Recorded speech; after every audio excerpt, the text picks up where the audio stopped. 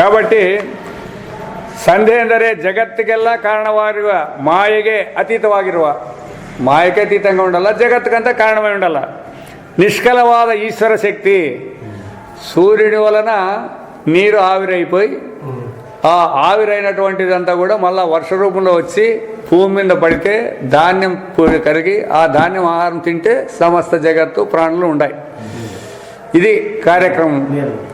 దానికి సూర్యుడినే మనం ఎక్కువగా చెప్తాదనమాట శాస్త్రం. వేదాంతంలో అంతా కూడా సూర్యునికే ఎక్కువ విలువ ఇచ్చిందనమాట. అది ప్రశ్నోపత్రలో కూడా అదే చెప్తుంది. సూర్యుడు అంటే ప్రాణము, చంద్రుడు అంటే రయ్యి, అంటే సూర్యుడు అంటే అతృ తినేవాడు అని, రయ్యి అంటే తినబడేదని, ఇట్లా ఇసుకుంటూ వచ్చినాడు మొదటి ప్రశ్నకు సమాధానాలు. కాబట్టి ಸೂರ್ಯುడే ಅನ್కొని ಗಾಯತ್ರಿ ಮಂತ್ರವನ್ನು ಜಪಿಸಬೇಕು. ಅಂತೂ ಸಂಧ್ಯಾವಂದನೆಂದರೆ ಗೊತ್ತಾದ ಕಾಲದಲ್ಲಿ ದ್ವಿಜರೆಲ್ಲರೂ ನಡೆಸುವ ಈಶ್ವರ ಧ್ಯಾನವೆಂದು ಸಿದ್ಧವಾಯಿತು. ಭಗವಂತನ ಧ್ಯಾనం అనేదే సంధ్యావందనం అనేదానికి చెప్పబడింది. ಸಂಧ್ಯಾವಂದನೆಯು ಬ್ರಾಹ್ಮಣನಿಗೆ 7 ತುಂಬಿ 8ನೇ ವರ್ಷದಲ್ಲಿ ಪ್ರಾರಂಭವಾಗುವುದು.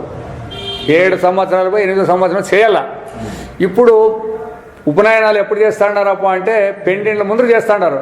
అవునా? కోంటోళ్ళు కానీ బ్రాహ్మణులు కానీ ముందు దినం చేసి ఉపనయనము, తర్వాత పెండిండ్లు చేస్తాడు. ఖర్చు ముందైతే ఖర్చు ఎక్కువైతుందని ఎప్పుడో 20 ఏళ్ళు 25 ఏళ్ళ అయినా చేస్తాడారు. ఇప్పుడు 7-8 ఏళ్ళు అయినప్పుడే చేయలేదు ఆ ఉపనయనం అనేది చేసేసి, అప్పుడే సంధి వార్చేదానికి అవకాశం వచ్చింది. అది లేకపోతే సంధి చేసేకి ఎవరికి అధికారం లేదు, ಸಂಧ್ಯಾವಂದನ చేసేకి లేదు. ಕ್ಷತ್ರಿಯ ವಯಸ್ಸರಿಗೆ ಸ್ವಲ್ಪ ಹೆಚ್ಚು ಕಾಲದ ಮೇಲೆ ಪ್ರಾರಂಭಿಸುವುದು. ಅಂತೂ ಇದು ಚಿಕ್ಕ ವಯಸ್ಸಿನಲ್ಲಿ ಪ್ರಾರಂಭವಾಗುವ ಕರ್ಮ, ಚಿನ್ನప్పుడే ಪ್ರಾರಂಭ చేసిన ಕರ್ಮ. ಆದ್ದರಿಂದಲೇ ಏನೋ ಈಚೆಗೆ ಇದರ ಸಾರವನ್ನು ಅರಿಯದವರು ಅನೇಕರು, ಈ ಸಾರಂ ತಿಳಿಯಲು ಇದನ್ನು ಹುಡುಗರಿಗೆ ಹೇಳದೆ ಸಾಮಾನ್ಯ ಕರ್ಮವೆಂದು ಭಾವಿಸಿ ಇದರಲ್ಲಿ ఉదాసీనತೆಯನ್ನು వహిಸಿರುವರು.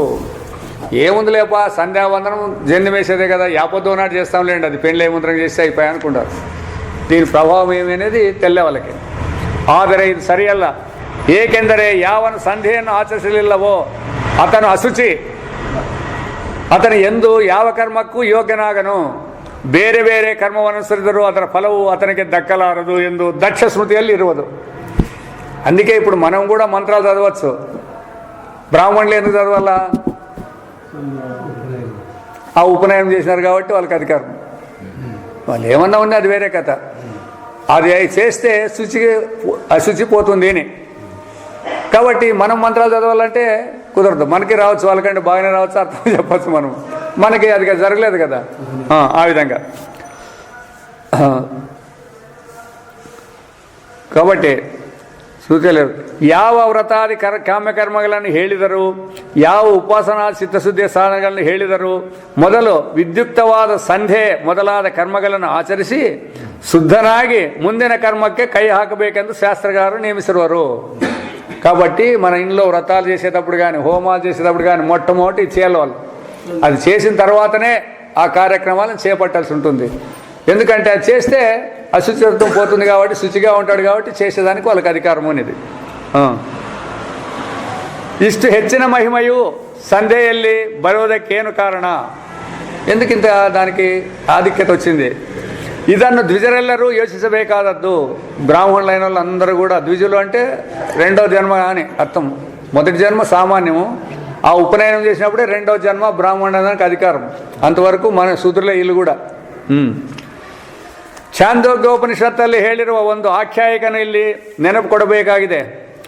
ಕಶ್ಯಪ ಪ್ರಜಾಪತಿಯು ಲೋಕಗಳ ಸಾರವೇನೆಂದು ಚೆನ್ನಾಗಿ ಧ್ಯಾನ ಮಾಡಿ, ఆయన కశ్యప ప్రజాపతి లోకాల యొక్క సారమేమి, ఈ లోకాలన్నీ ఉన్నాయి కదా, దీనికి ఆధారమేమి, దీని సారమేమని ధ్యానమాడి ನೋಡಲಾಗಿ ఆ ధ్యానం చేసి చూస్తే 3 ವೇದಗಳು ಕಾಣಿಸಿಕೊಂಡವು. 3 వేదాలే ఈ జగత్తుకంతా కారణమని తెలుసుకున్నాడు ఆయన. 4వ వేదం కాదు, 3 వేదాలకే. ಇವುಗಳ ಸಾರವೇನೆಂದು ಗ್ರಹಿಸಲು ಯತ್ನಿಸಲಾಗಿ, వీటి సారమేమని గ్రహించడానికి ప్రయత్నం చేసి భూరాదియాಗಿ 3 వ్యాకృతులు ಹೊರమిదవు. అట్లా ప్రయత్నం చేస్తే ఆ వ్యాకృతులు అనేటివి 3 బయటకు వచ్చినాయంట. మళ్ళా ఇవుగల సారవేನೆಂದು ನೋಡಲಾಗಿ, దీని సారమేమప్ప అంటే ಓಂಕಾರವು ಹೊರಬಿತ್ತು, ಓಂಕಾరం బయటకు వచ్చింది. ಹೀಗೆ ಓಂಕಾರವೇ ಎಲ್ಲ ವಾಕ್ ಪ್ರಪಂಚದಲ್ಲಿಯೂ ಎಲೆಯಲ್ಲಿ ಅದರ ನಾಲವು ಹೆಣೆದುಕೊಂಡಿರುವಂತೆ ಹೆಣೆದುಕೊಂಡಿರುವುದು. ఎట్లయితే ఆకులో ఆ ఈనెలన్నీ వ్యాపించుంటాయి చూడండి, అట్లా ఈ మొత్తం వ్యవహారం అంతా కూడా ఆ ఓంకారంలోనే వ్యాపించిందనమాట. ಎಂದು ಆ ಶ್ರುತಿ ವಚನವಿರುವುದು. ಸಂಧ್ಯಾವಂದನೆ ಸಾರವಾದ ಗಾಯತ್ರಿಯಲ್ಲಿ, ಆ ಗಾಯತ್ರಿ ಮಂತ್ರಂలో సారము ఈ లోక వేదగల సారము అడిగిಕೊಂಡಿರುವುದು. ఈ లోకములోని వేదాల యొక్క సారమే ఆ గాయత్రి మంత్రంలో ఉండేది. ಹೇಗೆ ಕೊಂಬ ರೆಂಬಗಳಾಗಿ ಒಡೆದುಕೊಂಡ ವೃಕ್ಷಕ್ಕೆ ಬೇರೆಂಬುದು సారవో, పైన కొమ్మలు రెమ్మలు ఉన్నాయని బుడుము అంతా ఉందంటే దానికి సారమేమి వేరు. ఆ ಬೇರುಗೂ బీజవే ఏక సారవో, ఆ వేరేం స్వతంత్రంగా ఉందంటే దానికి ఇత్తనము. ಹಾಗೆ ವೈದಿಕ ವಿದ್ಯೆಯಲ್ಲಿ ಹೇಳಿರುವ ಪ್ರಪಂಚ ವೃಕ್ಷಕ್ಕೆಲ್ಲ, ಈ ಪ್ರಪಂಚವನೇ ವೃಕ್ಷಾನಿಕಂತ ಗಾಯತ್ರಿಯೇ ಸಾರವಾಗಿರುವುದು. ಗಾಯತ್ರಿ ಸಾರಂ. ಬೀಜವನ್ನು ಹಾಕದೆ ಪೈರು ಕಾಣುವುದು ಹೇಗೆ ದುರ್ಲಭವೋ, విత్తనం వేయకోకుండా పైరు ఎట్లా కనబడే సాధ్యం కాదు, ಹಾಗೆ ಅಧ್ಯಾತ್ಮ ವಿದ್ಯೆಗೆಲ್ಲ ಸಾರವಾಗಿ ವೇದದಲ್ಲಿ ಪ್ರತಿಪಾದಿಸುವ ಗಾಯತ್ರಿ ಉಪಾಸನೆಯನ್ನು ಮಾಡದೆ ಮಿಕ್ಕ ಕರ್ಮಗಳನ್ನು ಮಾಡುವುದು ವೃಥಾಶ್ರಮವಾಗುವುದು. కాబట్టి దాని సారం తెలుసుకొని చేస్తే పర్వాలేదు, దాని సారం తెలుసుకుండా మేము చేస్తాము అన్నట్లయితే అదంత ప్రయోజనం కాదు. ಅದರಿಂದ ಬೀಜವು ಸಣ್ಣದೆಂದು ಅನಾದರಣೆ ಮಾಡುವ ರೈತನು ಎಂಥ ವಿವೇಕಿಯೋ. ఇంత ఉంటుందప్ప, సర్దుగింది ఇంత ఉంటుంది, కొరగింది ఇంత ఉంటుంది, దీంతో పైరు ఎట్లా వస్తుంది అని ఆలోచన చేస్తే కుదురుతుందే? రైతు ఎట్లా ఆలోచన చేస్తే పని జరగదో ఆ విధంగా ಎಂಥ ಅವಿವೇಕಿಯೋ ಸಂಧ್ಯಾವಂದನೆಯು ಸಣ್ಣ ಕರ್ಮವೆಂದು ಕಡೆಗಣಿಸುವ ಆತನು ಅಂಥ ಅವಿವೇಕಿ ఆగవునెందు అరియಬೇಕು. సంధ్యావందనం కూడా అంత మూలాధారంగా ఉంది అనేది చెప్పినాడు. ఇంకా సంధ్యావందనయు ಇಷ್ಟು ಮಹತ್ವದ ಕರ್ಮವಾಗಿರಲು ಮತ್ತೊಂದು ಕಾರಣವೂ ಉಂಟು. ఇంకొక కారణం కూడా ఉంది. ಅದೇನೆಂದರೆ ಯೂನಿವರ್ಸಿಟಿ ಎಂಬ ಸಕಲ ವಿದ್ಯಾನಿಲಯ ಪ್ರವೇಶಕ್ಕೆ ಮೊದಲು ನಡೆಯುವ ಯೋಗ್ಯತಾ ನಿರ್ಣಯ ಪರೀಕ್ಷೆಗೆ ಎಂಟ್ರೆನ್ಸ್ ಟೆಸ್ಟ್, ಯೂನಿವರ್ಸಿಟಿಗೆ ಹೋಯ್ತప్పుడు ಎಂಟ್ರೆನ್ಸ್ ಟೆಸ್ಟ್ పెడతారే దానికి ಮುಂದೆ ವಿಸ್ತಾರವಾಗಿ ನಡೆಯಬೇಕಾದ ಪಾಠಗಳ ಸಾರವನ್ನು, ಜನರಲ್ ನಾಲೆಡ್ಜ್, అవన్నీ పాఠాలన్నీ అప్పుడు చెప్పేది కావాలి కదా, సారವನ್ನು ತಿಳಿಯುವುದು ಅವಶ್ಯವಾಗಿರುವುದೆಂಬುದನ್ನು ನಮ್ಮಲ್ಲಿ ಅನೇಕರು ಬಲ್ಲವೆಲ್ಲವೇ అందరికీ తెలిసింది. ఎందుకంటే దానికి ఏమంటారు, కాంపిటీషన్ ఎగ్జామినేషన్ అని దానికి పోతామనే దానికి. ಈ ಪರೀಕ್ಷೆಗೆ ಸ್ವಲ್ಪ ಗಣಿತ, ಸ್ವಲ್ಪ ಭೌತಿಕ ಶಾಸ್ತ್ರ, ಸ್ವಲ್ಪ ಮಟ್ಟಿಗೆ ಪ್ರಪಂಚದ ವರ್ಣನ ಮತ್ತು ಇತಿಹಾಸ, ಸ್ವಲ್ಪ ಮಟ್ಟಿಗೆ ವ್ಯವಹಾರ ಮರ್ಮ ಹೀಗೆ ಸಾರಗ್ರಹಣ ಮಾಡಿರಬೇಕೆಂಬ ನೀವನ್ನು ಇಟ್ಟಿಸುವರು. అందుకే వీనికంతా జనరల్ నాలెడ్జ్ ఉండాలంటారు కదా, అన్నీ ఉండాలి, లెక్కాచారం ఉండాలా, భౌతికం ఉండాలా, అన్నీ సైన్స్ అంతా ఉండాలన్నమాట. ఆయా విషయವನ್ನು ಓದಿ ಅವಿಗಳ ಸವಿ ಕಂಡವರು వాటిని చదివి వాటి యొక్క దీన్ని తెలుసుకున్నారన్నమాట. ಯೂನಿವರ್ಸಿಟಿ ಕಲಿಯೋದು. ಇದರಂತೆಯೇ ಸಂಧ್ಯಾವಂದನೆಯು ಅಧ್ಯಾತ್ಮ ವಿಲಯಕ್ಕೆ ಪ್ರವೇಶ ಪರೀಕ್ಷೆಗೆ ಆಗಿರುವುದು. ತತ್ವಾన్ని తెలుసుకోవాలంటే దీని యొక్క రహస్యం తెలిసిండాలా అని. ಇದರಲ್ಲಿ ಅಧ್ಯಾತ್ಮ ವಿದ್ಯೆಗೆ ಬೇಕಾದ ಸಾಧನಗಳು ಎಲ್ಲವೂ ಸ್ವಲ್ಪ ಸ್ವಲ್ಪವಾಗಿ ಅಡಕವಾಗಿರುವವು. అన్నీ కొంచెం కొంచెం కొంచెం కొంచెం అన్నీ దీంట్లో ఉన్నాయి.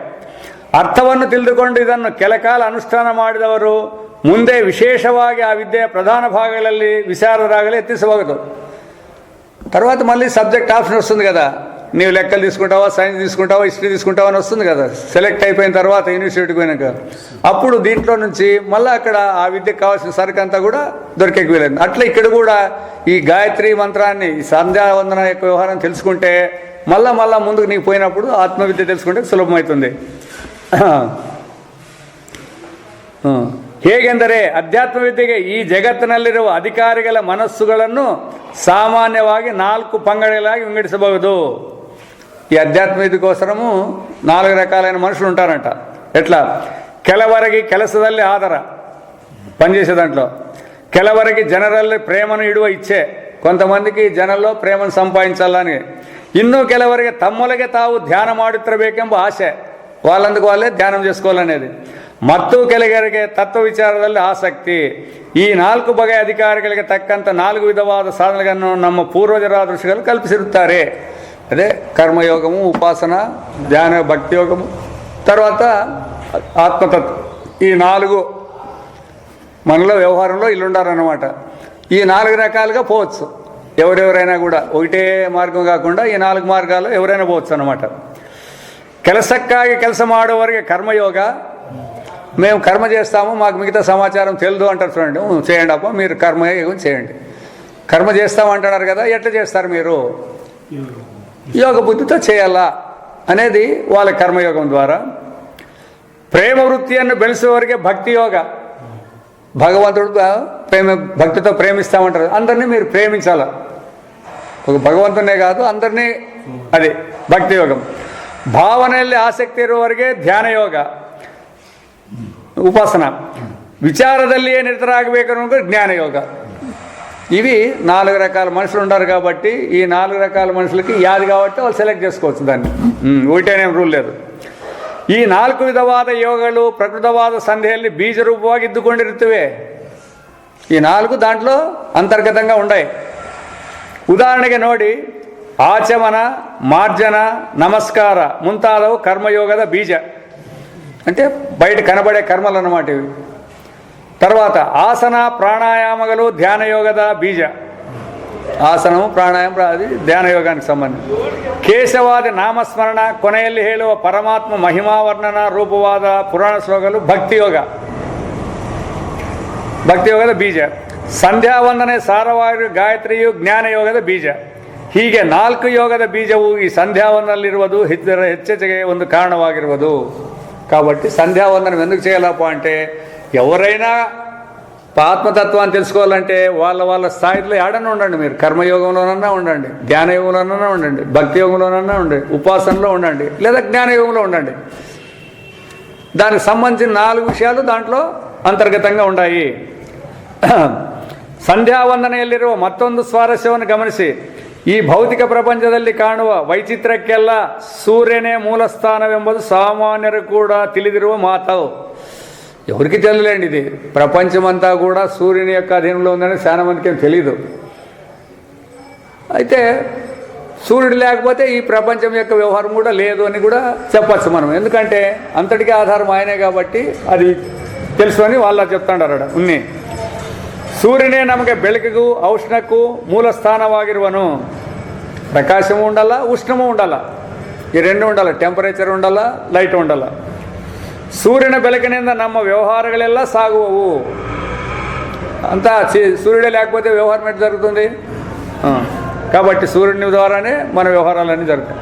ಸೂರ್ಯನ ಉಷ್ಣದಿಂದ ಜಗತ್ತಿನ ಸಸ್ಯವರ್ಗವು ಪ್ರಾಣಿವರ್ಗವು ಪೋಷಣ ದ್ರವ್ಯವನ್ನು ಪಡೆಯುವುದು. ಜಗತ್ತಿಗೆಲ್ಲ ಕಣ್ಣು ಎಂದು ಈ ಸೂರ್ಯನಿಗೆ ಶಾಸ್ತ್ರದಲ್ಲಿ ಬಂದಿರುವ ಹೆಸರು ಅನ್ವರ್ಥವಾಗಿರುವುದು. జగత్ సాక్షి అని అంటాం కదా మనం, అట్లా అక్షి పురుషు అక్షి అని. ఈ అంటే సూర్యునికి తెలియకోకున్న విషయమే లేదు అని. మన యొక్క అధ్యాత్మతత్వాన్ని మనం తెలుసుకోవాలంటే సూర్యునే ఎక్కువ ఆరాధించాలా అని. ಸ್ಥಾನವಾಗಿ ಉಪದೇಶ ಮಾಡುವುದು ಸಂಧ್ಯಾ ವಂದನೆಯ ಮುಖ್ಯ ಉದ್ದೇಶಗಳಲ್ಲಿ ಒಂದಾಗಿದೆ. కాబట్టి ఆ సంధ్య అంటే సూర్యుడిని వీళ్ళు పుట్టేటప్పుడు మధ్యాహ్నము సాయంత్రం 3 తూర్లు సంధ్యావందనం చేయాలని పెట్టిండేది. అది రూల్స్. 3 తూర్లా 2 తూర్లేనా? 3 తూర్లు. మధ్యాహ్నం కూడా చేయాలా? చేయరు. మధ్యాహ్నం కూడా ఉంది, 3 పూట్ల ఉంది సూర్యునికి. అందుకే వాళ్ళకి ఆ మంత్రం యొక్క శక్తి ఎక్కడుందప్ప అంటే సూర్యుడే ఆధారంగా పెట్టుకొని దాన్ని చెప్పిండేది అనమాట. ಒಂದು ಮುಖ್ಯೋದ್ದೇಶ ಒಂದು ಲೋಕ ವಿಲಕ್ಷಣವಾಗಿ ಲೋಕಕ್ಕೆಲ್ಲ ಆಧಾರವಾಗಿ ಚೈತನ್ಯ ಪ್ರಕಾಶದಿಂದ ಕೂಡಿ ಸಮಸ್ತ ಜೀವರ ಬುದ್ಧಿ ಪ್ರೇರಣೆಯನ್ನು ಮಾಡುವ ಅಂತರ್ಯಾಮಿಯಾದ ಪರಮೇಶ್ವರನೇ సూర్యమండలದಲ್ಲಿರುವ నారాయణ స్వామి ಎಂದು ఈ కర్మವು నెనపు కొಡುವುದು. దాంట్లో ఉండేది కూడా అంతే. ఆ గాయత్రి మంత్రంలో అంతా చెప్పినప్పుడు ఏముంది? అందరికీ మంచి బుద్ధిని ప్రసాదించు, ప్రచోదనం చెయ్యి అని ఉండేది దాంట్లో ఉండేది. అయితే ఆ బీజాక్షరాలు అవన్నీ ఉండేటివి స్ఫుటంగా పలకాలంటే గురువే ఉండాలంట. స్పష్టంగా పలకాలా, ఏది పైకి శబ్దం ఎక్కువ చేయాలా, ఏది తక్కువ చేయాలా అనేది ఆ బీజాక్షరాలు పలికేటప్పుడు ఉండాలంటారు. ఎందుకంటే లక్ష్మీకాంత్ శర్మ స్వామి మాకు చెప్పిండి దీన్ని. గాయత్రి అంటే మీరేమంత సులభం అనుకోద్దండప్ప, దాన్ని ప్రొనౌన్స్ చేసేది ఆ గురువు చెప్పిండాలంట. యాదాన్ని అదేదో ఇప్పుడు ఇడిచిపెడుతుంది, దాన్ని నేర్చుకోండి, ఇడిచిపెడుతుంది.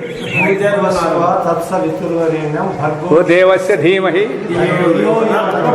ప్రచోదయాత్. ప్రచోదయాత్ అనేది కామన్, అందరినీ చేయాలని దానికి అది అట్లా. కాబట్టి ఆ శ్లోకాల్లో బీజాక్షరాలు ఉన్నాయంట, అవి పెట్టేది మీకు కష్టమవుతుంది. వ్యాధులు అవి ఉంటాయి, దీంట్లో ఉంటాయి. ఏమి భూహు భువ సువత వ్యాకృతులు ఏం దాని అర్థం? భువహ సువహ అంటే ఏమంటే ఈ మంత్రాలు చదువుతారు చూడేళ్ళు. ఋగ్వేదం చదివేవాడు తప్పు చదివితే ఆ తప్పును తీసేదానికి భూహ్ అనేది వాడాల. తర్వాత ఋగ్వేదము యజుర్వేదం చదివేవాడు చెప్పినప్పుడు భువహ. తర్వాత సామవేదం చదివినప్పుడు సువహ. ఈ 3 అయిపోతాయి అనుకోండి. 3 తప్పులు తీసేయాలంటే భూహ్ భువహ సువహ స్వహ అనాల. ఇవి వ్యాకృతులు. మన నేను కార్యం అంటే ఇదే. ఎందుకు వాళ్ళు చదివే దాంట్లో తప్పులు పోయింటాయి చూడు, ఆ వ్యాకృతుల ద్వారానే. తర్వాత ఇవి కూడా దీనికంటే ఇంకా పవర్ఫుల్ యాదప్ప అంటే మళ్ళా ఇంకా నెక్స్ట్ భూహ్ అనే దానికి అచ్యుతుడు, తర్వాత భూహ అనేదానికి అనంతుడు, సువహ అనేదానికి గోవిందుడు. ఈ 3 పేర్లు కూడా పిలిస్తే కూడా దోషాలన్నీ పోతాయని. అచ్యుత, అనంత, గోవింద ఫైనల్ ఇవి. ఈ వ్యాకృతుల్లో దానికి ఒకదానికి పోగొట్టేదానికోసము ఆ తప్పులు ఏమైనా పలికింటారు చూడు, ఆ తప్పులు దోషాలు పోయేదానికి దీన్ని ఉచ్చరణ చేస్తారంట బాబునోళ్ళు. మనకు అది తెలిసిండలేదు కదా మొదట. వాళ్ళేం వాడుతుంటారు ఈ పదాలు. అవి నిండుకుంటే క్వశ్చనే లేదు. మొదటే చెప్పినాడు కదా, ఈ 3 వ్యాకృతులు భూరాది వ్యాకృతులు అన్నాడు చూడు. దాని సారం అంతా దీనిలోనే ఉంది. చాందోగ్యోపనిషత్తులో మనం చదివినా నేను దీన్ని. ఏడా రైల్వే స్టేషన్లో కూర్చొని ట్రైన్ రాలేదు, గంట లేట్ అంటారు, దొరికినాకది. కాబట్టి ఈ మంత్రాలన్నీ కూడా ఎందుకు చదువుతారు వాళ్ళంటే వాళ్ళు కూడా పొరపాటు జరగచ్చు కదా. ఆ ప్రొనౌన్సియేషన్ చేసే దాంట్లోనూ అపశబ్దాలు వాళ్ళు కదా, ఇవి చేస్తే పోతాయంట దోషాలు పోతాయి. అట్లా దానికి అవన్నీ చెప్పిండేది. కాబట్టి ಚೈತನ್ಯ ಪ್ರಕಾಶ ಸಮಸ್ತ ಜೀವರ ಬುದ್ಧಿ ಪ್ರೇರಣೆಯನ್ನು ಮಾಡುವ ಅಂತರ್ಯಾಮಿಯಾದ ಪರಮೇಶ್ವರನ ಸೂರ್ಯಮಂಡಲದಲ್ಲಿರುವ ನಾರಾಯಣ ಸ್ವಾಮಿ ಎಂದು ಈ ಕರ್ಮವು ನೆನಪು ಕೊಡುವುದು. కాబట్టి అందరికీ మంచి బుద్ధిని ఇవ్వాలని, తనకు ఒకరికే కాదు. భగవంతుడు గాంధీ మాత చెప్పినాడు, సబ్కో సన్మతిదే భగవాన్ అన్నాడు చూడండి. దాని అర్థం అదే. ಅನಾದಿ ಕಾಲದಿಂದಲೂ ಪ್ರಖ್ಯಾತವಾದ ಈ ವೈದಿಕ ಕರ್ಮದ ಮಹತ್ವವನ್ನು ವೇದವು ಹೀಗೆಂದು ಕೊಂಡಾಡಿರುವುದು. దాని యొక్క వ్యవహారాన్ని వేదమే పొగిడిందంటే ఏమని, ఉద్యంతమస్తం ఎంతమాదిత్యం అభిధ్యాయన్ కుర్వన్ బ్రాహ్మణో విద్వాంసకలం భద్రమశ్నుతే సావాదిత్యో బ్రహ్మేతి బ్రహ్మైవ సర్వ ಬ್ರಹ್ಮಾಪ್ಯೇತಿ ಏಂ ವೇದ. ಉದಯಿಸ್ತಲೂ ಅಸ್ತಮಿಸ್ತಲೂ ಇರುವ ಆದಿತ್ಯನನ್ನು ಧ್ಯಾನ ಮಾಡುತ್ತಾ ಹುಟ್ಟೇತప్పుడు ಮುನಿಗೇತప్పుడు ಧ್ಯಾనం చేస్తూ ಕರ್ಮ ಮಾಡುವ ಬ್ರಾಹ್ಮಣನು తత్వವನ್ನು ತಿಳಿದು సకలవాద మంగళವನ್ನು పಡೆಯುವನು. ఈ విధంగా చేసినట్లయితే సంధ్యావందనం చేస్తే ఆ విధంగా ఆ బ్రాహ్మణుడు చేసే కర్మకి ಪ್ರಾಶಸ್ತ್ಯము వస్తుంది. ಈ ಆದಿತ್ಯನೇ ಬ್ರಹ್ಮ. ಹೀಗೆಂದು ಯಾವನು ತಿಳಿಯುವನೋ అతను మొదలే బ్రహ్మವಾಗಿದ್ದು బ్రహ్మದಲ್ಲಿಯೇ చేరుకొల్లువను. అటువంటి వాడు, దాన్ని తెలుసుకున్నటువంటి వాడు బ్రహ్మలోనే చేరిపోతాడు. ఇంకా మార్జనయ మంత్ర. ఈ మార్జనము అనేది చేస్తారు వాళ్ళు. ఏమంటే దానికి అది కూడా చెప్పేసినాడు. ಸಂಧ್ಯಾವಂದನೆಯಲ್ಲಿ ಮಾರ್ಜನ, ಅರ್ಘ್ಯಪ್ರದಾನ, ಗಾಯತ್ರಿ ಜಪ, ಉಪಸ್ಥಾನ ಇವೇ ಮುಖ್ಯವಾದ ಮಂತ್ರಗಳು. అది ಸಂಧ್ಯಾವಂದನ చేసేటప్పుడు ఈ 4 చేయాల. ಇವುಗಳ ಅಭಿಪ್ರಾಯವನ್ನು ಮನಗಂಡು వీటిని గుర్తించి ఈ కర్మವನ್ನು ಮಾಡುವವರೆಗೆ ಇದರ ಪೂರ್ಣ ಫಲವು ದೊರೆಯುವುದು. ఈ 4టిని గుర్తించి దానిని ఎవడైతే శాస్త్రోక్తంగా చేస్తాడో వాళ్ళకి పూర్ణ ఫలం లభిస్తుంది. సంధ్యావందనను ಮಾಡದಿರುವ ವರ್ಣಕ್ಕೆ ಸೇರಿದವರೆಗೂ, ಆ ವರ್ಣಕ್ಕೆ ಸಂಬಂಧಿಸಿನ వాళ్ళకి కూడా ఈ మంత్ರದ అభిప్రాయాన్ని తెలుసుకోవాలన్నా ఎಷ್ಟೋ ప్రయోజనం ఉంటూ, దీన్ని అర్థం చేసుకొని తెలుసుకుంటే చాలా ప్రయోజనం ఉంటుంది. ಮಾರ್ಜನ ಎಂದರೆ ತೊಳೆಯುವುದು ಎಂದರ್ಥ, ಕಡಿಗೆದೀನಿ. ಈ ಮಂತ್ರಗಳನ್ನು ಉಚ್ಚರಿಸುತ್ತಾ ಮಂತ್ರಾರ್ಥವನ್ನು ಮನಸ್ಸಿನಲ್ಲಿ ತಂದುಕೊಂಡು ಮಂತ್ರಪೂತವಾದ ಜಲವನ್ನು ಪ್ರೋಕ್ಷಣೆ ಮಾಡಿಕೊಳ್ಳುವುದರಿಂದ ಪ್ರತಿದಿನವೂ ದೇಹ ಶುದ್ಧಿಯಾಗುವುದರಿಂದ ಈ ಸಂಸ್ಕಾರವನ್ನು ಉಂಟು ಮಾಡುವ ಇವುಗಳಿಗೆ ಮೂರ್ಜನೆಯ ಮಂತ್ರಗಳೆಂಬ ಹೆಸರು ಬಳಿಕೆಯಲ್ಲಿದೆ. ఆ మూర్జన అంటే అవన్నీ కడిగి ఇవన్నీ చేస్తుంటారు కదా, వాళ్ళు చేస్తారు కదా, ఇట్లా నీళ్ళతో ఇంత కడుక్కొని ఇట్లా చేసి ఇస్తుంటారు చూడండి. ఇదంతా దానికి సంబంధించిన అంతా కడుక్కొని చేసేది, శుచిగా చేయాలనేది మొత్తం వ్యవహారం దీంట్లో. ಇವುಗಳೊಳಗೆ ಆಪೋಹಿಷ್ಟ ಎಂಬ ಮಂತ್ರವು ಋಗ್ವೇದ, ಯಜುರ್ವೇದ, ಸಾಮವೇದ, ಅಥರ್ವೇದ ಈ 4ರಲ್ಲಿಯೂ ಇರುವುದು. 4 ವೇದಾల్లో కూడా ಅದು ఉంది ಅಂటారు. ಈ ಮಂತ್ರದ ತಾತ್ಪರ್ಯವೇನೆಂದರೆ, ఎలే నీరుಗಳೇ మనకు చెప్పేదానికి ఆ మంత్రాన్ని వాళ్ళు చేసేదాంట్లో అర్థం ఏమంటే, ఓ వర్ణదేవుడా అని ನೀವು ಸುಖಕ್ಕೆ ಕಾರಣವಾಗಿರುವರಿ, ಸುಖಾనికి ಕಾರಣಂగా ఉండు. ನಮಗೆ ಅನ್ನವನ್ನು ಕೊಡಿರಿ, మాకు అన్నాన్ని ఇవ్వండి. ಹೆಚ್ಚಿನ ರಮಣೀಯವಾದ ಜ್ಞಾನವನ್ನು ಕೊಡಿರಿ, మాకు ಜ್ಞಾನವನ್ನು ಪ್ರಸಾದಿಸಂడి. ನಿಮ್ಮಲ್ಲಿರುವ ಆನಂದಕರವಾದ ರಸವನ್ನು ಪ್ರೇಮವುಳ್ಳ ತಾಯಿಯವರು ಮಕ್ಕಳನ್ನು ಸ್ತನ್ಯಪಾನವನ್ನು ಕೊಟ್ಟು కాపాಡುವಂತೆ, తల్లి పిల్లలకు పాలిచ్చి ఎట్లా కాపాడుతుందో అట్లా నీ రసాన్ని మాకిచ్చి ನಮಗೆ ದೊರಕಿಸಿರಿ, మాకు ಲಭಿಂಚೆಯಂడి. ಯಾವ ರಸದಲ್ಲಿರುವುದರಿಂದ ನೀವು ಪರಮಾನಂದ ಭರಿತರಾಗಿರುವರೋ, ఏ రసంలో ఉంటే పరమానందంగా ఉండేకి అవకాశం ఉంటుందో ఆ రసక్ಕಾಗಿ ನಿಮ್ಮನ್ನು ఆదరపూర్వకವಾಗಿ సమీపిసిరువు. అటువంటిది మాకు కావాలని మిమ్మల్ని సమీపించినాము. ఎలే నీరుగలే నమ్మನ್ನು వంశవర్ధకరನ್ನಾಗಿ ಮಾಡಿರಿ, మా వంశవర్ధకానికి అవకాశం ఉంటుంది, అట్లా చేయండి అని నీటిని ప్రార్థన చేసేది ఆ మూర్జన మంత్రంలో. అర్థమే ఇప్పుడు చెప్పింది నేను, అంతే. ಜಡವಾದ ನೀರನ್ನು ಪ್ರಾರ್ಥಿಸುವುದರಿಂದ ಯಾವ ಪ್ರಯೋಜನವೂ ಸಿದ್ಧಿಸುವುದಲ್ಲವಾ? ವಾದ ಕಾರಣ ನೀರೆಂಬ ಉಪಾಧಿಯಿಂದ ಕೂಡಿದ ಪರಮಾತ್ಮನನ್ನೇ ಈ ಮಂತ್ರದಲ್ಲಿ ప్రార్థించేందు అరియಬೇಕು. ఉత్త నీళ్ళతో ఏం చేస్తే కుదరదు. ఈ మంత్రాన్ని నీటితో జపిస్తే అప్పుడు పరమాత్మ యొక్క ప్రాప్తి మనకు లభించే అవకాశం ఉంటుంది. అందుకే మంత్రజలం అంటారు చూడండి, ನೀಲನಿ తీసేది అట్లా. ಪರಮಾತ್ಮನು ಸರ್ವವ್ಯಾಪಿ ಎಂದು ವೇದದಲ್ಲಿ ಎಷ್ಟೋ ಕಡೆಗಳಲ್ಲಿ ತಿಳಿಸಿದೆ. అంతా ಸರ್ವವ್ಯಾಪಿ అని అన్ని చోట్ల చెప్పబడింది. అంతా పరమాత్మನ అనుగ్రహದಿಂದಲೇ ನಮಗೆ ಸುಖವು ದೊರಕಬೇಕು. ಆ ಭಗವಂತನ ಅನುಗ್ರಹ ద్వారానే ಸುಖం ಕಾವಲ್ಲ. ನಾವು ತಿನ್ನುವ ಆಹಾರವು ಪ್ರಾಣ, ಬಲ, ತಪಸ್ಸು, ಶ್ರದ್ಧಾ, ಮೇಧ ಮುಂತಾದವುಗಳ ವೃದ್ಧಿಯ ಕ್ರಮದಿಂದ ಉತ್ತಮವಾದ ಜ್ಞಾನಕ್ಕೆ కారణವಾಗಬೇಕಾದರೆ అతని అనుగ్రహమే ಬೇಕು. అందుకే భగవత్ చింతనతో ఏం చేసినా సరిపోతాయి. మనకు అది లేకోకుండా అన్నీ ఉన్నాయి మన దగ్గర. భగవంతుని యొక్క భక్తిని జోడించుకోకుండా అన్నీ ఉన్నాయి మన దగ్గర, అదొకటి తప్ప. అందుకే ఎక్కువ మనం ఏం చేర్చాల్సిన పని లేదు, కష్టం లేదు. అంతటికీ అతడే కారణం అనే భావంతో మనం చేసుకుంటే ధన్యులైతాం. ఇంకేం పెద్ద కష్టమేం కాదు. ఇంతవరకు మేమే స్వతంత్రం అనుకుంటాంటే మనలో ఏ స్వతంత్రము లేదు అనేది బాగా ఇప్పుడు క్లియర్గా తెలిసిపోయిందనమాట. ಲೋಕದಲ್ಲೆಲ್ಲ ನೀರು ಇರುವುದು, ಅದನ್ನು ಉಪಯೋಗಿಸುವುದರಿಂದ ಪರಮಾತ್ಮನ ಹೊರಮೈಯೇ ಆದೆಂದು ನಾವು ತಿಳಿಯದಿದ್ದರೂ అది బాహ్యమైనటువంటి శరీరమే అని తెలిసినప్పటికీ తెలియకున్నప్పటికీ కూడా ಅದರಿಂದ ಆಗುವಷ್ಟು ಪ್ರಯೋಜನವು ಆಗಿಯೇ ಆಗುವುದು. ఎట్లయితే తెలిసి ముట్టుకున్నా తెలియక ముట్టుకున్నా అగ్గి ఎట్లా కాలుతుందో అదేవిధంగా ఈ నీటిని కూడా ఈ విధంగా ప్రార్థిస్తే అది జరగాల్సింది గ్యారెంటీ జరుగుతుంది. తెలిసినా తెలియకోకుండా కూడా జరిగే తీరుతుంది అని. ಆದರೆ ದೇಹದಲ್ಲಿಯೂ ಮನಸ್ಸಿನಲ್ಲಿಯೂ ಶುದ್ಧ ಭಾವನೆಯನ್ನು ತಂದುಕೊಂಡು, ದೇಹಂలోನು మనసులోను శుద్ధ భావన పెట్టుకొని, ಪರಮಾತ್ಮನೇ ನೀನೇ ಈ ಬ್ರಹ್ಮಾಂಡಕ್ಕೆಲ್ಲ ರಸಸ್ವರೂಪನು, ನೀನೇ ಈ ಬ್ರಹ್ಮಾಂಡದಲ್ಲಿರುವ ಸವಿ అంటే ರುಚಿ, ರಸಮು ರುಚಿ, ನಿನ್ನ ಸ್ವರೂಪದ ಸವಿಯನ್ನು ನಮಗೆ ಹತ್ತಿಸು. ಈ ಸ್ವರೂಪ యొక్క ರುಚಿನಿ మా కంటి. ಈ ಬ್ರಹ್ಮಾಂಡದಲ್ಲಿರುವ ಸವಿಯು ನಿನ್ನ ಸ್ವರೂಪದ ಸವಿಯನ್ನು ನಮಗೆ ಹತ್ತಿಸು. ಹೊರಗಿನ ಅಶುಚಿಯಾದ ಯೋಚನೆಗಳ ಸವಿಯನ್ನು ಬಿಡಿಸು. ಬಾಹ್ಯ ವಿಷಯಾల యొక్క ರುಚಿನಿ ವಿಡಿಪಿಸು. ಮಕ್ಕಳಿಗೆ ಪ್ರೇಮದಿಂದ ಎದೆಯ ಹಾಲನ್ನು ಕೊಟ್ಟು ಪುಷ್ಟಿಗೂ ಮುಂದಿನ ಬೆಳವಣಿಗೆಗೂ ಕಾರಣವಾಗುವ ತಾಯಿರಂತೆ, తల్లి ఎదపాలిచ్చి ఎట్లయితే పిల్లవానికి బలము శక్తి ఇస్తుందో, ನೀನು ನಮ್ಮನ್ನು ನಿನ್ನ ಆನಂದರಸದ ಸವಿಯನ್ನು ಕೊಟ್ಟು ಕಾಪಾಡಬೇಕು. ನಾವೆಲ್ಲರೂ ಮಕ್ಕಳು, ನೀನು ನಮ್ಮೆಲ್ಲರ ತಾಯಿ ಎಂದು ಭಗವದ್ಭಾವನೆಯಿಂದ ಮಂತ್ರಪೂತವಾದ ನೀರನ್ನು ನಮ್ಮ ಮೇಲೆ ನಾವು ಚಿಮಿಸಿಕೊಳ್ಳುವಾಗ, అందుకే ఆ నీళ్ళని చల్లండప్ప అందరి మీద అంటారు చూడండి. ఇవన్నీ కారణాలు ఉన్నాయి, మనకేం తెలుసుకోకుండా ఏదో వాళ్ళు చేస్తాడలే అనుకుంటాంటివి.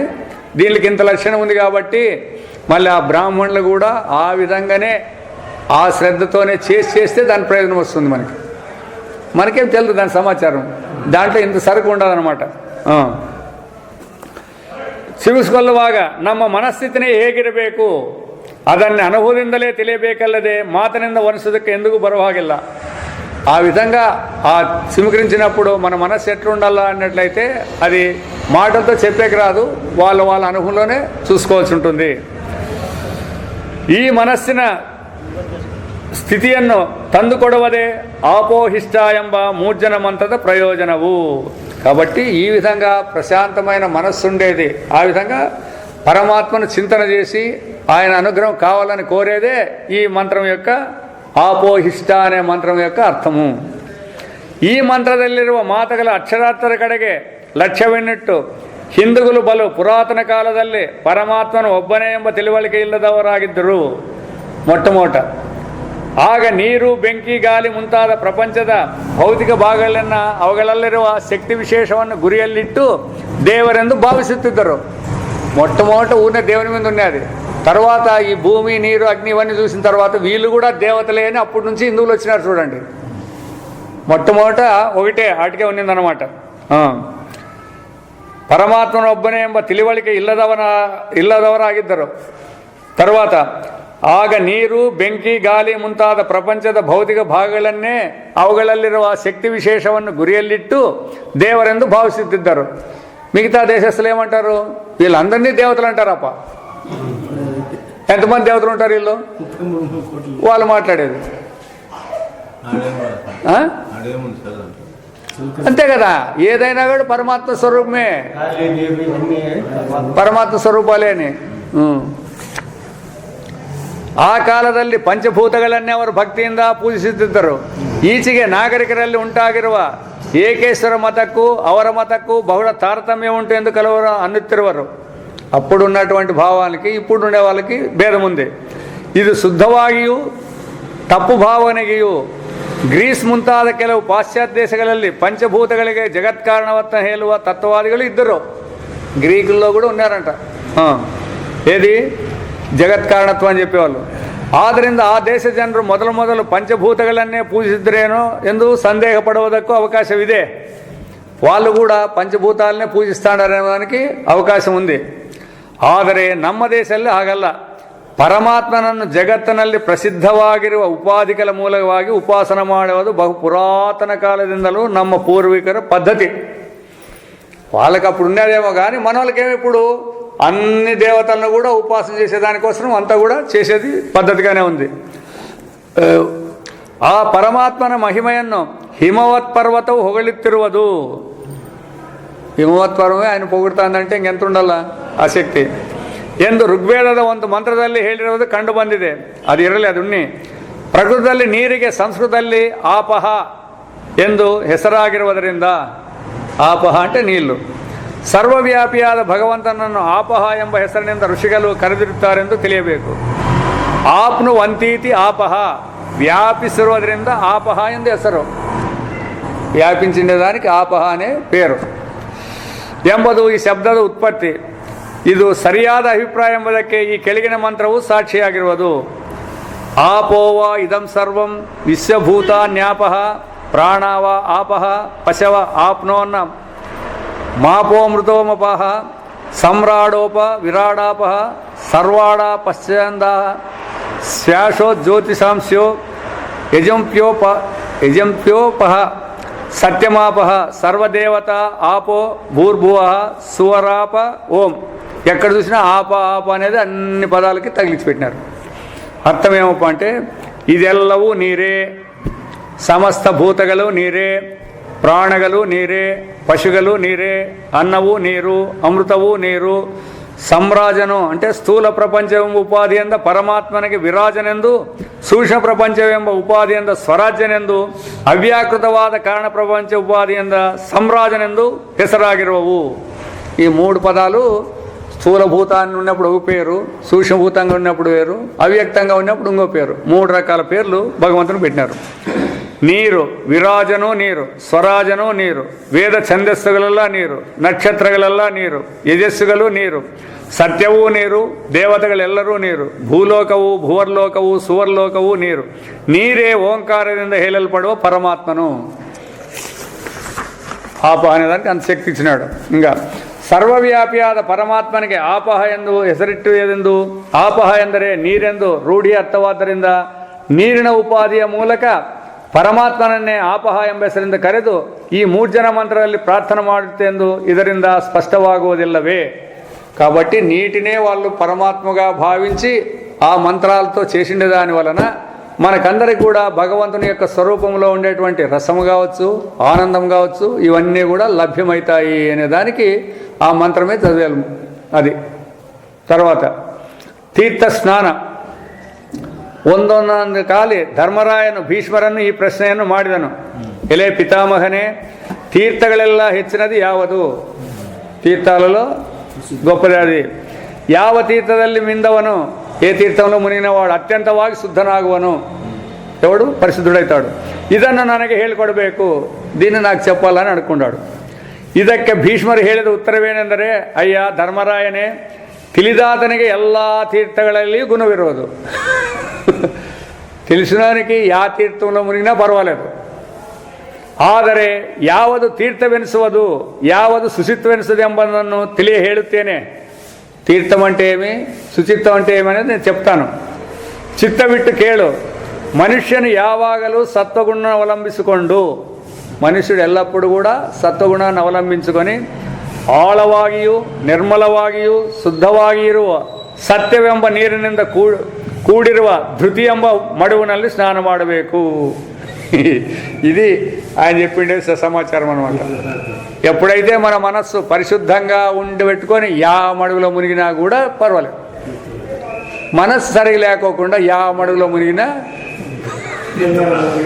దానికే చెప్పేది తీర్థ స్నానాలకు పోతే మన బుద్ధి ఏముంటుందాడా పోయిన చోట అనేది తెలుసుకోవాలన్నమాట. ಸತ್ಯವೆಂಬ ನೀರಿನಿಂದ ಕೂಡಿರುವ ಧೃತಿ ಎಂಬ ಮಾಡುವಿನಲ್ಲಿ ಸ್ನಾನ ಮಾಡಬೇಕು. ಇದೊಂದು ಮಾನಸ ತೀರ್ಥ అంటే మనసులో అనుకుండేది. ಯಾವುದೊಂದನ್ನು ಬಯಸದೇ ಇರುವುದು, ದೇన్ని ಕೋರಿಕೋకుండా ಸರಳತನದಿಂದಿರುವುದು, ಸರಳತ್ವಂతో ಉಂಟು, ಸತ್ಯದಿಂದಲೂ ಮೃದುತ್ವದಿಂದಲೂ ಕೂಡಿರುವುದು, ಯಾವ ಪ್ರಾಣಿಯನ್ನು ಹಿಂಸೆ ಮಾಡದೇ ಇರುವುದು, దయగూడిರುವುದು, దమ శమ ఇవగలెల్లయూ తీర్థ శౌచవు ఎనిಸುವುದು. వ్యవహారంలో కూడా పుణ్యతీర్థాలకు పోకుండా ఈ విధంగా మనస్సులో భావన పెట్టుకొని మనం చేసినట్లయితే కూడా తీర్థ స్నానాలు చేసినట్లే. ನಾನು ನನ್ನದೆಂಬ ಅಭಿಮಾನವಿಲ್ಲದೆ ಶೀತೋಷ್ಣಗಳನ್ನು ಸಹಿಸಿಕೊಂಡು ರಾಗದ್ವೇಷಾದಿಗಳಿಗೆ ಈಡಾಗದೆ, ರಾಗದ್ವೇಷಕ್ಕೆ ಲೋನು ಕಾకుండా ನನ್ನದೆಂಬ ಮೋಹದ ಆಸ್ತಿಯನ್ನು ಕೂಡಿ ಹಾಕಿಕೊಳ್ಳದೆ, నాది అనేటువంటి ఈ మోహాన్ని పెట్టుకోకుండా ಯಾವಾಗಲೂ ಶುಚಿಯಾಗಿದ್ದುಕೊಂಡು ಭಿಕ್ಷಾವೃತ್ತಿಯಿಂದ జీవిಸುವರು, ಯಾವಾಗಲೂ తీర్థ స్వరూపురే. అటువంటి వాళ్ళు కూడా ఆ తీర్థ స్నానాలంటే ఆడు మడుగులే కాదు, ఇట్లా వాళ్ళు కూడా తీర్థ స్వరూపులే, తీర్థంతో సమానమైనటువంటి వాళ్ళు. ಅವರನ್ನು ಸೇವಿಸುವುದರಿಂದ ಮನುಷ್ಯನು ಶುದ್ಧನಾಗುವನು. వాళ్ళు సేవ చేస్తే కూడా మనుషులు శుద్ధమవుతారు. ತತ್ವವನ್ನು ತಾನು ತಿಳಿದಿದ್ದರೂ ಅಹಂಕಾರವಿಲ್ಲವಿರುವುದೆಂಬುದು ಹೆಚ್ಚಿನ ತೀರ್ಥ. ఇది అన్ని దానికంటే నాకు వేదాంతం తెలుసు అనే అహంకారం ఉందంటే అంతా పోయినట్లే. తెలిసినా కూడా ఎవరికైతే అహంకారం లేదో అది ಅನ್నిటికంటే ಉತ್ತಮమైన ತೀರ್ಥಂ. ಚೆನ್ನಾಗಿ ನೋಡಿದರೆ ಶುಚಿತ್ವಕ್ಕೆ ಇದು ಹೆಗ್ಗುರುತೆಂದು ನಿನಗೆ ಮನವರಿಕೆ ಆಗುವುದು.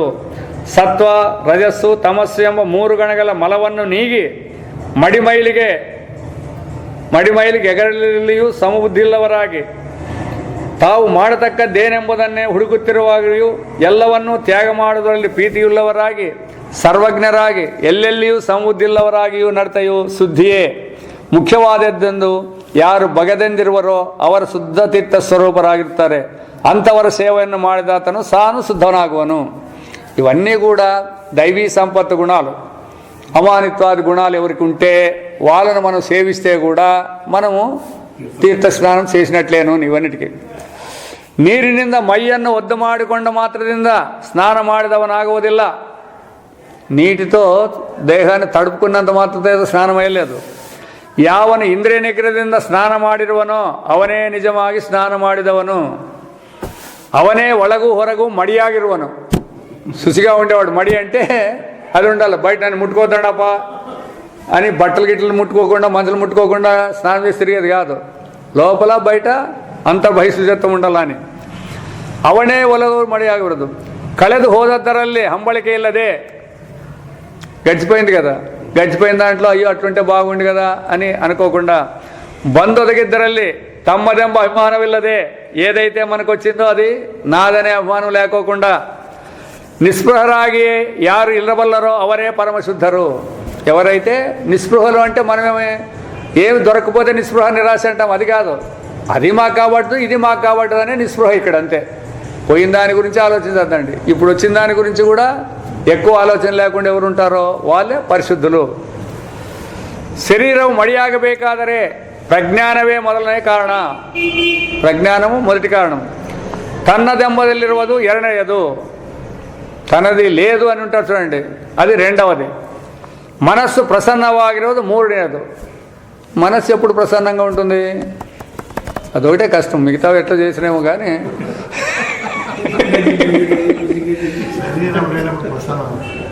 శరీరం లేనప్పుడు సరే, అది నువ్వు చెప్పే పనిలే, నేను చెప్పే పనిలేదులే. వ్యవహారంలో ఉన్నప్పుడు సమాధానంగా ఉండాలా అంటాడు.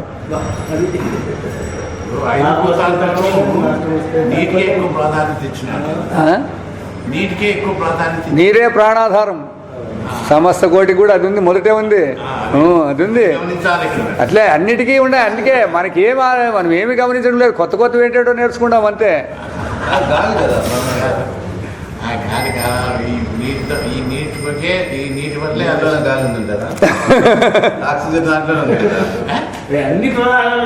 ఇప్పుడు ఆకాశంలో 5 ఉన్నాయి, వినాపా? ఆకాశంలో 5 ఉన్నాయి, అర్థమైనా? ఉండి అదే చెప్తాం, అదే కిందికి రాని. ఆకాశంలో 5 ఉన్నాయి, అవునా? 5 గుణాలు ఉన్నాయి. ఏది ఒకటైనా కనపడుతుంది? కనపడదు. తర్వాత వాయువులో 4 ఉన్నాయి. ఇప్పుడు వాయువు అనేది ఏ దాంట్లో ఉండదు? వాయువులో నీరు ఉండదే లేదా? మరి అట్లే, మరి ఇది వేదాంతం అంతా ఇట్లే. ఇప్పుడు వాయువులో నుంచి అగ్ని, అగ్నిలో నుంచి నీరు అంటే ఇప్పుడు ఎక్కడి నుంచి వచ్చింది? ఇది వాయువులోనే ఉంది నీరు. ఆకాశంలో ఇంకా వాయువుతో దగ్గర అన్నీ ఉన్నాయి. ఇట్లా ఒకదాని నుంచి ఒకటి అన్నీ చెప్తేనే తన్మాత్రలు అంటారు దానిని.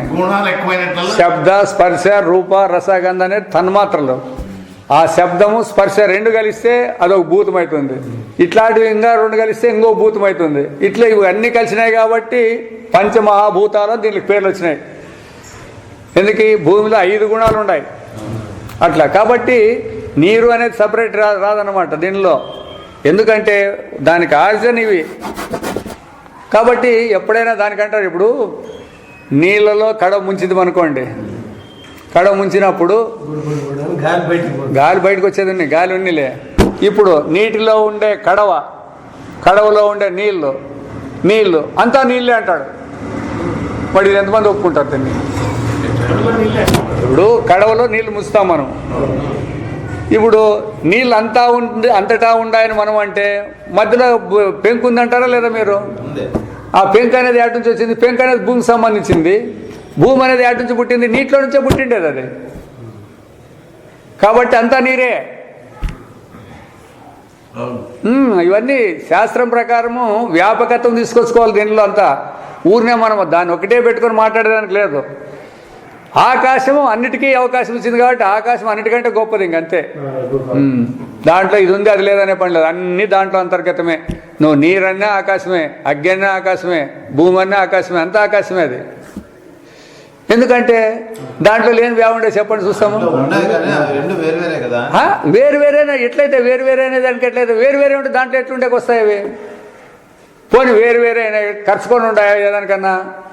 ఇప్పుడు ఆకాశానికి ఏమైనా ఖర్చుకుంటాయా అని? మరి అన్ని ఆడుండాయి, అన్ని పదాలు అట్లా. ఇది నీకు దృష్టాంతము. అట్లా పరమాత్మ అన్నిటికీ అవకాశం ఇచ్చినాడు కాదు. పరమాత్మ అంతే, అంత కల్పితము దీంట్లో. మనం కొట్టాడే పని లేదు దీనికంతా, అంతే, అంతా కల్పితమే. పరమాత్మను తెలియనప్పుడు ఈ పాయింట్లన్నీ వస్తాయి. యాది ఆకాశము, అదే యాది నుంచి అవ్యక్తము, మహత్తత్వము, ఆకాశం, ఇవన్నీ వచ్చేస్తాయి అన్నమాట. ఇంతే సరిగ్గా తెలుసుకుంటే ఉండేది పరమాత్మ అనేది బయటపడుతుంది. ಅದೇ ಮನಸ್ಸು ಪ್ರಸನ್ನವಾಗಿರೋದು ಮೂರನೇದು. ನಡತೆಯಲ್ಲಿ ಶುದ್ಧನಾಗಿರಬೇಕು, ಪ್ರವರ್ತನಲ್ಲೂ ಶುದ್ಧುಡಿగా ఉండాలి, ಮನಸ್ಸಿನಲ್ಲಿ ಶುದ್ಧನಾಗಿರಬೇಕು. ಆಮೇಲೆ ಮಾಡಿದ ತೀರ್ಥ ಸ್ನಾನವೇ ಮಡಿಯನ್ನುಂಟು ಮಾಡು. స్నానం చేసేవాళ్ళు, తీర్థ స్నానం చేసేవాళ్ళకి ఇన్ని కథలు చెప్తాడు. మేము పోయి మునిగి వచ్చామంటే ఆ మునిగేటప్పుడు నీళ్ళు చల్లకుండా ఆయన మునిగితే పైసలు పడి ఎందుకు పోలేపా, చల్లకుండా ఆయన తెలిసినారు అనుకుంటూ పోయి ఎందుకు మునిగల్లా, ఊనే మునిగితే పోలే.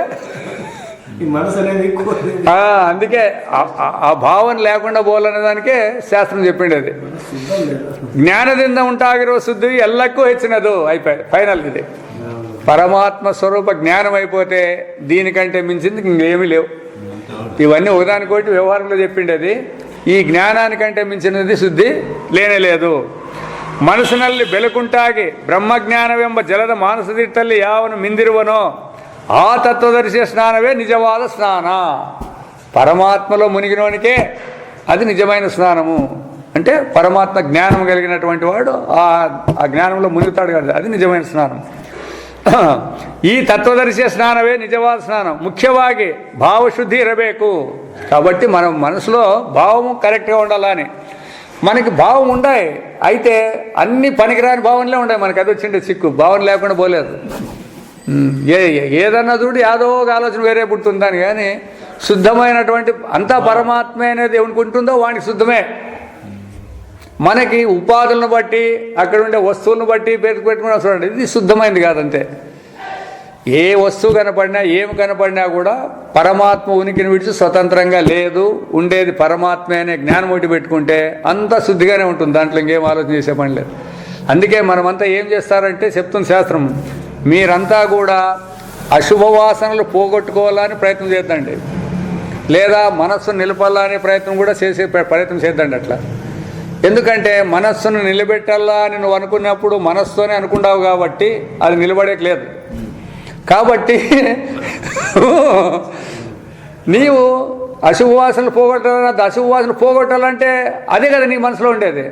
కాబట్టి మీరు అవన్నిటిసి పెట్టి శుభవాసనలు రేకెత్తించుకోండి. అంటే దానం చేస్తాను, ధర్మం చేస్తాను, గుళ్ళు కట్టిస్తాను, గోపురం ఏదన్నా పెట్టుకోండి మీరు, అంతే. ఇవి కల్పించుకోండి మీరు, శుభవాసనలు కలిపేయండి, అశుభవాసనలు రానియద్దండి. దాన్ని పోగొట్టుకోవాలని ప్రయత్నం చేస్తే అవే ఉంటాయి మీ దగ్గర. అది బాగా గుర్తుపెట్టుకోండి ఎప్పుడే కానీ. కాబట్టి మనం ఏం చేస్తామంటే చూడబ్బా మనలో అశుభవాసనలు రాకూడదంట అని అనుకుంటే అవే కదా నీ మొదలైండేదాడ. కాబట్టి శుభవాసనలు ఎక్కించుకోవాలని మొదలు పెడితే అశుభం అనే పదమే లేదు మన దగ్గర. ఇట్లా ప్రయత్నం అంతా కూడా ఈ విధంగా చేయాలంటాడు. మనస్సు నిలబెట్టేకి చేయొద్దు. మనస్సు నిలబెట్టేకి నీ చేత కాదు, నా చేత ఎవరి చేత కాదు అది. కాబట్టి దాని వ్యవహారం విడిచిపెట్టి పరమాత్మ చింతన చేస్తే అదే నోరు మూసుకుంటుంది. ఎందుకంటే అతని మాయలో ఉండేది అది. కాబట్టి ఎప్పుడైతే మనం అతను ధ్యానం లేకపోతామో, అతను తలుచుకుంటూ ఉంటామో ఆటోమేటిక్గా ఇది దిగజారిపోతుంది. అట్లా తయారు చేయాలంటాడు అది. కాబట్టి ಭಾವದಿಂದ ಮಡಿಯಾಗಿರುವನು ಯಾವಾಗಲೂ ಮಡಿಯಿರುವಾಗಲೂ ತಿಳಿಯಬೇಕು. అయిపోయి చూడండి అబ్బా, శుద్ధ భావం ఎవరి దగ్గర ఉందంటే వాడు ఎల్లప్పుడూ మడిలో ఉన్నట్లే. ఇంక మళ్ళీ నీళ్ళు పోసుకునేది, బట్టలు ఆరేది, ఎవరిని ముట్టుకో ఇవన్నీ చేసే పని లేదంటుంది. ಇದುವರೆಗೆ ಶರೀರದೊಳಗಡೆ ತೀರ್ಥಗಳ ವಿಚಾರವನ್ನು ಹೇಳಿದನು. ಬಯಟಿದೆ చెప్పినాం. ಶರೀರದೊಳಗೆ ನಾನು ಹೇಳಿದ ಶಮದಮ ಪ್ರಜ್ಞಾನವೇ ಮುಂತಾದವುಗಳು ಹೇಗೆ ಶುದ್ಧಿಯನ್ನುಂಟು ಮಾಡುವೋ ಅದರಂತೆ ಈ ಭೂಮಿಯ ಕೆಲವು ಭಾಗಗಳು ಪುಣ್ಯಜಲಗಳು ಶುದ್ಧಕರವಾಗಿರುವವು. ತೀರ್ಥದ ನಾಮಕೀರ್ತನ ಮಾಡುವುದು, ಆ ತೀರ್ಥದ యొక్క ಪ್ರಶಸ್ತದ ಪುಣ್ಯದೆ. ಅದರಲ್ಲಿ ಸ್ನಾನ ಮಾಡುವುದು, ಪಿತೃಗಳಿಗೆ ಅವರಿಗೆ ನೀರಿನಿಂದ ತರ್ಪಣವನ್ನು ಕೊಡುವುದು. ఈ సాధనలకింద పాపವನ್ನು కలుదుకొల్లువరు ఉత్తమ గతిని ఐదువరు. అటువంటి వాళ్ళు ఉత్తమ గతిని పొందుతారనే ఇప్పుడు పోయేది. అందరూ దానిలోకి పోయి వస్తుంది అని. ಸಾಧುಗಳು ಸೇವಿಸುವುದರಿಂದಲೂ ಪೃಥ್ವಿಯ ಭಾಗದ ವಿಶೇಷಣ ಗುಣದಿಂದಲೂ ఆయా తీర్థಗಳು పుణ్యతీర్థಗಳು ఎనిసిరువವು. కాబట్టి ఆ సాధువులను అంటే భక్తులైనటువంటి వాళ్ళని మహాత్ములు సేవించిండే దాని వలన ఆ భూమిలో నీరు వలన పవిత్రత అయ్యేదానికి అవకాశం ఉంది. ಯಾವನು ನಾನು ಹೇಳಿರುವ ಮಾನಸ ತೀರ್ಥಗಳಲ್ಲಿಯೂ ಬಾಹ್ಯ ತೀರ್ಥಗಳಲ್ಲಿಯೂ ಭಕ್ತಿಯಿಂದ ಸ್ನಾನ ಮಾಡುವನೋ ಅವನಿಗೆ ಬೇಗ ಸಿದ್ಧಿಯಾಗುವುದು. ಧರ್ಮರಾಜುకి ಭೀಷ್ముడు చెప్పిండే మాటలు ఇవన్నీ. ಕೆಲಸ ಮಾಡದೆ ಬರೇ ಬಲವಿದ್ದ ಮಾತ್ರದಿಂದ ಹೇಗೆ ಪ್ರಯೋಜನವಿಲ್ಲವೋ, బాగా శక్తి ఉంది వీనికి, దమ్ముడి పని చేయడు, ఏం ప్రయోజనం దాంతో ఎట్లుండదో ಹಾಗೆ బలవిಲ್ಲದೆ ಕೆಲಸ ಮಾಡುವುದು నిష్ప్రయోజనవಷ್ಟೇ. బలం లేకుండా పనిచేసేది కూడా అంతే నిష్ప్రయోజనం. ఊరినే ఉండేవాడు, లేక చేసేవాడు ఇద్దరు ఒకటేనోని. ಬಲಕ್ರಿಯೆಯಲ್ಲಿ ಎರಡು ಒಂದಕ್ಕೊಂದು ಸಹಾಯ ಮಾಡುತ್ತಾ ಕಾರ್ಯಸಿದ್ಧಿಯನ್ನು ಮಾಡಿಕೊಂಡು వల్లే. కాబట్టి కార్యము ఉండాలా, వాని బలము రెండు కోఆపరేట్ పనిచేసుకుంటే సులభంగా ఉంటుంది. ಇದರಂತೆ ನಮ್ಮೊಳಗಿನ ಮಾನಸತೀರ್ಥಗಳಲ್ಲಿ ಮಿಂದು, అంటే మానస తీర్థాల మనసులో శుచిత్వాన్ని పెట్టుకొని దాంట్లో మునిగి, ಹೊರಗಿನ తీర్థಗಳಲ್ಲಿಯೂ ಮಿಂದಾತನು, ಬಾಹ್ಯ తీర్థాల్లో కూడా మునిగినటువంటి వాడు ಎಲ್ಲ ಬಗೆಯಿಂದಲೂ శుద్ధనాగి పరమసిద్ధిಯನ್ನು పడుతానే. కాబట్టి పుణ్యస్నానం చేస్తామంటేనే కాదు, పుణ్యస్నానం చేసే సమకాలంలో కూడా మన మనస్సు శుచిగా ఉంటే పనిచేస్తుంది. అది వాచకరే పాఠక మహాశైలారా, ఇందు ನಮಗೆಲ್ಲ ಅನೇಕರಿಗೆ ತೀರ್ಥಯಾತ್ರಾದಿಗಳನ್ನು ಕಾಲುನಡಿಗೆಯಲ್ಲಿ ಮಾಡುವ ಉತ್ಸಾಹವು ಶಕ್ತಿಯು ಕಡಿಮೆಯಾಗಿ ಬಿಟ್ಟಿರುವು. పూర్వకాలం అంతా కూడా తీర్థయాత్రలన్నీ కూడా కాలినడకతోనే పోతాడారు. ఇప్పుడు కొంతమంది ప్రయత్నం చేస్తున్నారు. ರೈಲು, ಮೋಟಾರು ಮುಂತಾದ ಸಾಲಗಿಂತ ಬೇಗನೆ ಹೋಗಿ ಬರುವುದು ಬಡವರಿಗೆ ದಕ್ಕುವ ಹಾಗೂ ಇಲ್ಲ. ఎవరు బీదోళ్ళైనటువంటి వాళ్ళు రైల్లో మోటార్లో పోయిచే కూడా ಸಾಧ್ಯ ಕಾದು. ತೀರ್ಥಯಾತ್ರೆಯು ಆ ಕ್ರಮದಲ್ಲಿ ಸಂಪೂರ್ಣವಾಗಿಯೂ ತೃಪ್ತಿಕರವಾಗಿಯೂ ಆಗುವ ಸಂಭವವೂ ಇಲ್ಲ. ఎట్లా మీరు బస్సుల్లో రైల్లో పోయి బిర్యానీ పోయి ಸೇವಿಸ್ತಾమంటే కూడా ತೃಪ್ತಿಕರಂಗಾನೇಂ లేదు. అది ಕಾರಣವೇಮಿ ಎಷ್ಟೋ ತೀರ್ಥಗಳಲ್ಲಿ ತೀರ್ಥದ ಕಾಗೆಗಳೆಂಬ ಬಿರುದನ್ನು ಪಡೆದಿರುವ పండ పురోహిತರ కాటವು ಬೇರೆ ನಮ್ಮ శ్రద్ధಗೆ అడ్డు బరుತ್ತಿರುವುದು. ఈ పండాలు అనే వాళ్ళు ఉండరు చూడండి, ఆడికి పోతే వాళ్ళు కాకులు వీకినట్లు వీకుతాడు. రాండి మేము అది చేస్తాం ఇది చేస్తాం నెత్తిన కాలు పెడతామని ఏమేమో చేస్తారంట. దానిలోకి పోయి ఇట్లా వాళ్ళు కూడా తీర్థయాత్రకు పోయినసారి సమాధానం ఉండలేదు. ఎందుకు మీరు ఇన్ని దుడ్లు ఇస్తేనో అని అంటారు వాళ్ళు. వీళ్ళకి బీదలు ఆటను తెచ్చిస్తారు. కాబట్టి ಆದರೆ ಮಾನಸ ತೀರ್ಥಗಳಿಗೆ ಯಾವ ಅಡ್ಡಿ ಇಲ್ಲ. మనసును పరిశుద్ధంగా పెట్టుకుంటే ఎవడు అడ్డం వచ్చేయలేదు. రైళ్ళు లేవు, మోటార్లు లేవు, బస్సులు లేవు, పండాలు లేవు, నీళ్లు లేవు, ఏం లేవు. శుచిగా పెట్టుకునే దానికి ఏముంది, సులభం ఇది. ಯಾವ ಹಣಕಾಸಿನ ನಿರೀಕ್ಷಣೆಯೂ ಇಲ್ಲ.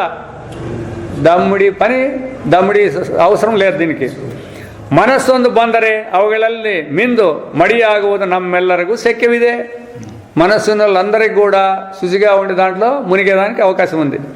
ಆ ತೀರ್ಥಗಳಲ್ಲಿ ಸ್ನಾನ ಮಾಡಿ ಹತ್ತಿರದಲ್ಲಿ ನಮಗೆ ಸಿಕ್ಕಬಹುದಾದ ನದಿ ಸರೋವರಗಳಲ್ಲಿಯೇ ತೀರ್ಥ ಭಾವನೆಯಿಂದ దగ్గర యాదన్న ఉన్నిలేండి, బావి ఉన్ని కుండ్లు యాదన్న ఉన్నిలేండి, ಗಂಗಾ ನದಿలో ಮುನುಗುತ್ತಾమనండి అంతే.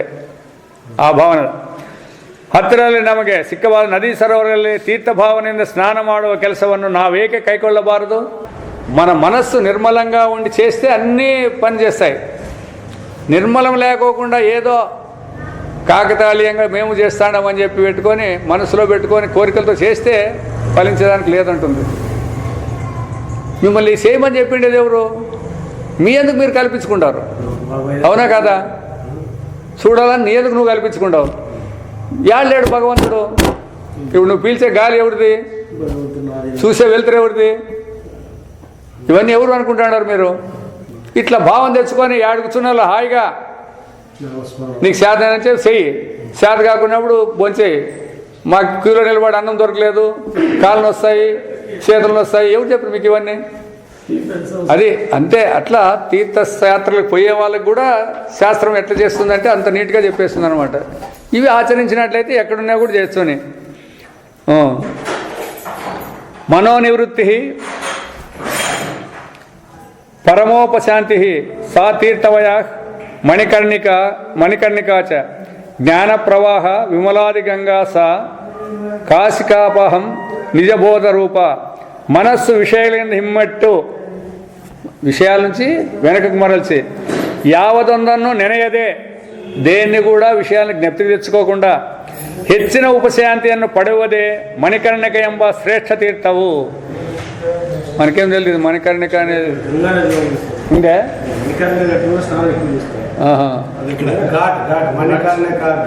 ఘాట్ గంగా నదిలో ఉందంట.